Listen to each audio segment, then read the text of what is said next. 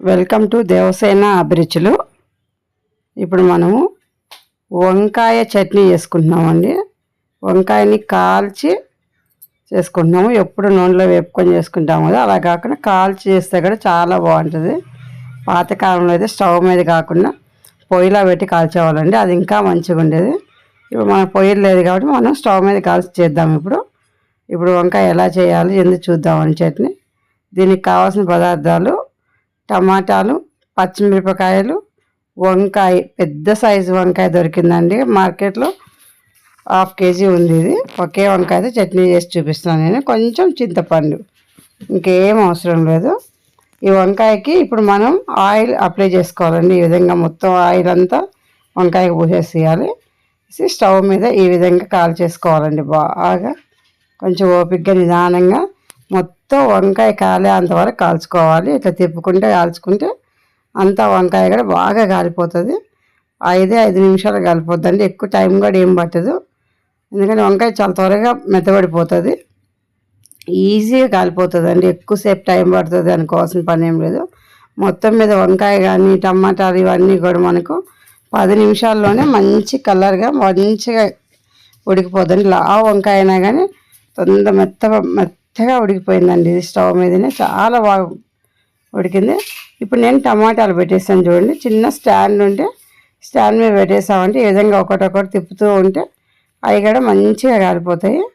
ఈ 2 కాలినాయి కదా, చల్లార్చుకునేది. అవి చల్లారే లోపు మనం ఇప్పుడు టమాటాలు వంకాయ చల్లారే లోపు పచ్చిమిరపకాయలు, జీలకర్ర, కొంచెం ఆయిల్ వేసేసి వేపుకొని మిక్సీ పట్టుకుందామండి. ఎందుకంటే ఈ పచ్చిమిరపకాయ స్టవ్ మీద కాల్చడానికి రాదు కాబట్టి నేను నూనెలో వేపేసాను.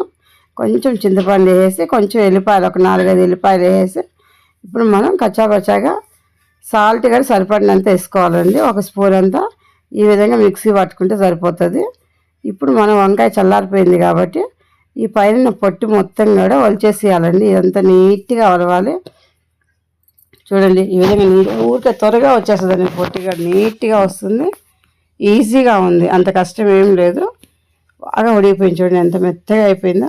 ఇప్పుడు టమాటాలకు కూడా పొట్టు తీసేద్దాము. ఈ కాలింది అంతా కూడా తీసేస్తే మనం పైన పొర వరకు పోద్దండి. చూడండి వంకాయలు వేసేసి ఇలా స్మాష్ చేసేస్తామంటే మనం మిక్సీకి వేయాల్సిన అవసరం లేదండి. పచ్చిమిరపకాయలు ఒక్కటే మనం మిక్సీ పట్టుకున్నాము. ఈ టమాటాలు కానీ వంకాయని కానీ అలా ఇట్లా చిదిమేస్తే చాలండి, మెత్తగా అయిపోతుంది.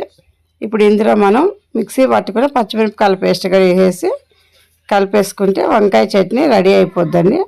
రోటి పచ్చడి కూడా చేసుకుంటారు, దంచుకుంటారు కానీ అంత అవసరం కూడా లేదు. అలా కలిపేసామని చట్నీ రెడీ అయిపోయిందండి. ఇప్పుడు పోపు పెట్టుకుందాము. స్టవ్ మీద కడాయి పెట్టేసుకొని కడాయిలో కొంచెం ఆయిల్ వేసుకుందాము. ఆయిల్లో కొంచెం ఆవాలు, జీలకర్ర, ఎండుమిరపకాయలు, ఎండుమిర్చి కూడా బాగుంటుందండి కరకర అంటే అక్కడక్కడ, కొంచెం శనగపప్పు, ఇవన్నీ కూడా దోరగా వేగాలండి. చూడండి చట్నీ ఒక బౌల్ అది వేసుకున్నాం కదా. ఇప్పుడు మనం పోపు వేసుకున్నాము. శనగపప్పు కూడా ఎర్రగా వేగిన తర్వాత కరివేపాకు వేసుకుందామండి. కరివేపాకు వేసుకున్న తర్వాత మనం పోపు వేసుకుందాము. చూడండి పోపు మంచిగా అయిపోయింది. కొంచెం ఇంగు వేద్దామండి, చట్నీ కాబట్టి టేస్ట్ బాగుంటుంది, స్మెల్ బాగుంటుంది. ఈ విధంగా పోపు వేసుకొని మంచిగా కలిపేసుకుంటే వేడి అన్నంలోకి కానీ, ఇడ్లీలోకి కానీ, దోశలోకి, దేంట్లోకైనా బాగుంటుంది.